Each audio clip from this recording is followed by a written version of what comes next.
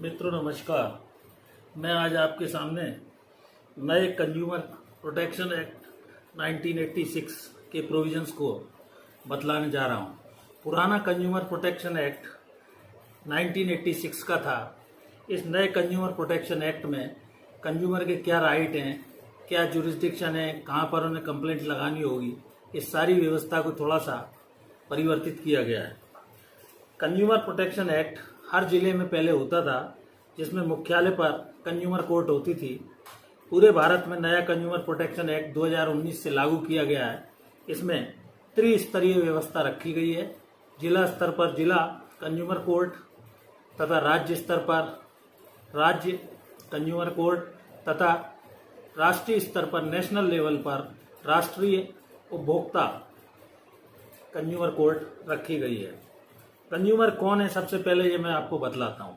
Consumer का अर्थ है कि जो व्यक्ति कोई भी माल बाजार से खरीदता है या जो सेवा के रूप में प्राप्त करता है, तो ऐसा माल या सेवा प्राप्त करने पर उसको कंसिडरेशन, जैसा कि कॉन्ट्रैक्ट में होता है, प्रतिफल के रूप में उसे रुपया पैसा या कोई चीज़ देनी होती है।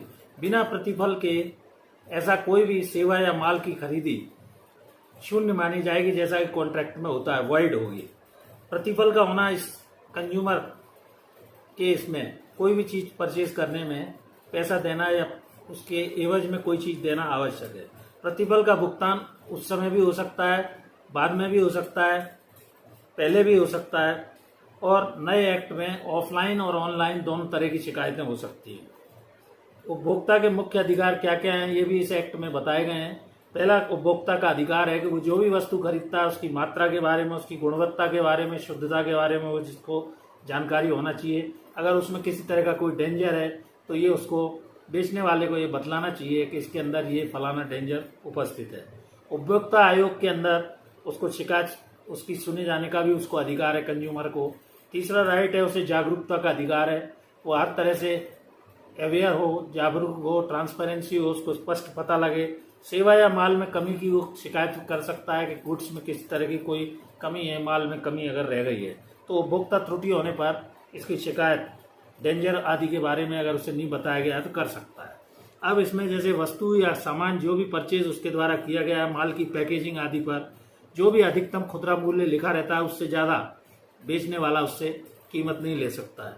कानून में जो भी निर्धारित कीमत है उससे ज़्यादा भी कीमत उससे नहीं ली जा सकती है। तीसरा ये है कि कानून में निर्धारित मूल्य सूची अगर है तो उसमें दर्शित कोई भी कीमत से ज़्यादा कीमत कंज्यूमर से नहीं ली जा सकती है। जैसे उदाहरण के तौर पर यदि कोई शराब आदि है तो उसमें ब्रांड रहता है, शराब की ब्रांड में जो कीमत डली हुई है उससे अधिक कीमत उससे वसूल नहीं की जा सकती है। उपभोक्ता आयोग का जो जुरिस्डिक्शन है वो कहाँ कहाँ होगा, ये मैं अब आपको बतलाता हूँ। उपभोक्ता आयोग का जुरिस्डिक्शन त्रिस्तरीय, जैसा कि मैंने आपको बताया कि जिले स्तर पर डिस्ट्रिक्ट कंज्यूमर फोरम होता है, उसके बाद स्टेट लेवल पर होता है, उसके बाद नेशनल लेवल पर होता है।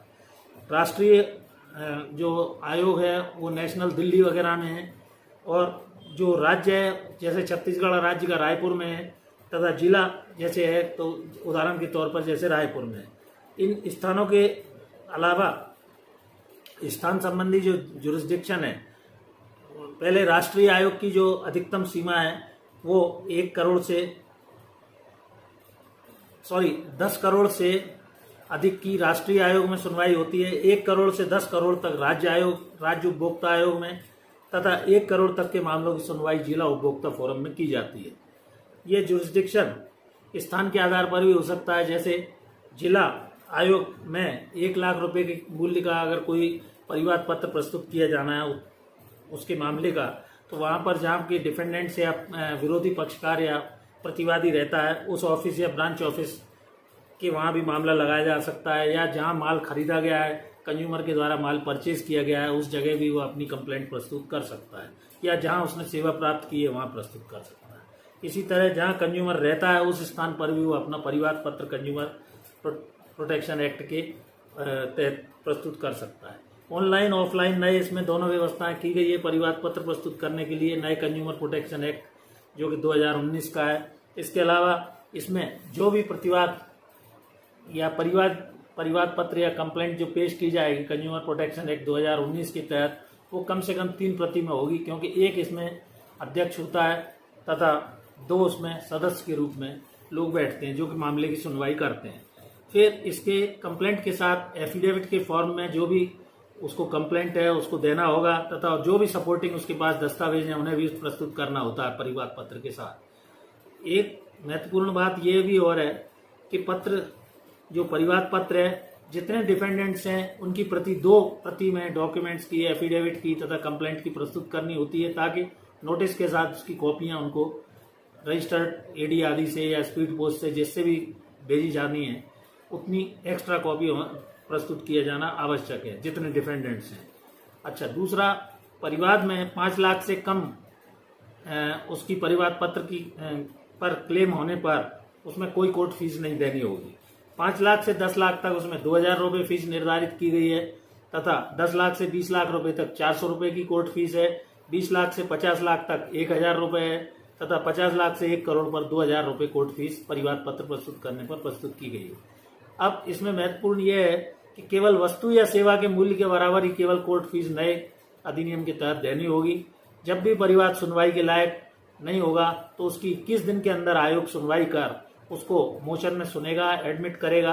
अगर किसी कारण से 21 दिन में सुनवाई नहीं की कर पाते हैं तो मामले में विधि अनुसार विचार किया जाएगा। नोटिस जो डिफेंडेंट्स को दिया जाएगा उसे 30 दिवस में अपना जवाब मैं शपथ पत्र की देना होगा और डॉक्यूमेंट जो भी सपोर्टिंग डिफेंडेंट को देने हैं वो पेश करने होंगे। अधिकतम समय सीमा जवाब देने के लिए 45 दिन निर्धारित की गई है। यदि 45 दिन के अंदर वो अपना जवाब, एफिडेविट और दस्तावेज प्रस्तुत नहीं करते हैं तो उसके विरुद्ध एक्स पार्टी ऑर्डर कर दिया जाता है। इसमें यह है कि दोनों पक्षों की सुनवाई करने के बाद जो फोरम है वो फोरम उस प्रकरण का परीक्षण करके या तो उसे पूर्णतः स्वीकार कर सकता है या उसे अस्वीकार कर सकता है या अंशतः स्वीकार अंशतः अस्वीकार कर सकता है। माल को बदला जाना है तो वैसे ऑर्डर दिए जाएंगे या माल के जितने का उसको कंज्यूमर को नुकसान हुआ है उसके मूल्य के बराबर उसको मूल्य दिलाया जाएगा या क्षतिपूर्ति कोई मानसिक शारीरिक जिस तरह की भी हुई है उस बारे में भी अवार्ड या आदेश पारित किया जाएगा। जिला उपभोक्ता फोरम के आदेश से यदि कोई पक्षकार क्षुब्ध है तो वो 45 दिन के अंदर राज्य उपभोक्ता आयोग में इसकी अपील कर सकता है। इस प्रकार मैंने साधारण भाषा में आपको नए कंज्यूमर प्रोटेक्शन एक्ट 2019 के प्रावधानों को बतलाया।